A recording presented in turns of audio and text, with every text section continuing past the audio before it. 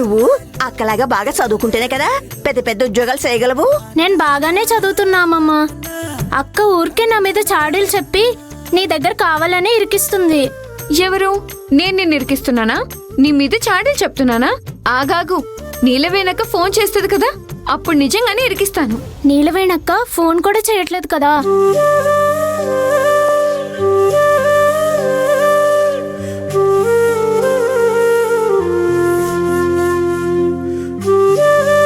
అమ్మమ్మ, వెళ్ళొకసారి అక్కని చూసొద్దామా? అయ్యా, అదేమన్నా పక్కూర్లో ఉందా? వెళ్ళి 4 రోజులకోసారి చూసి రావడానికి హైదరాబాద్ లో ఉంది.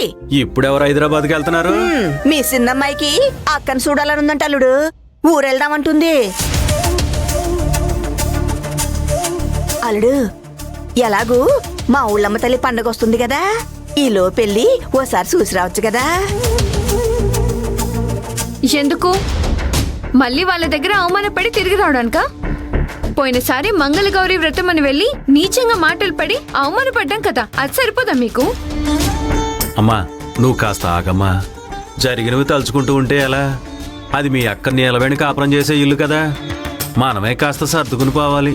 అందుకని ఎంత సర్దుకుపోవాలి నాన్న? ఆ ఇంట్లో ఉండే వాళ్ళందరూ మనస్సాక్షి లేకుండా మొహం మీదే మాటలంటూ అవమానిస్తారు.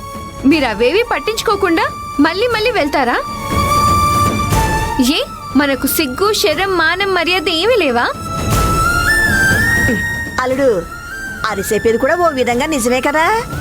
మనం ప్రేమతో నీలవేణిని చుట్టానికి వెళ్తాము, కానీ తారక్ బాబు వాళ్ళ అక్క చెల్లెళ్ళు, వాళ్ళ అమ్మ మనల్ని కనీసం మనుషుల్లా కూడా చూడరు కదా. చివరికి నీలవేణి కూడా బాధపడుద్ది. మనం అవమానంతో తిరిగి రావాలి.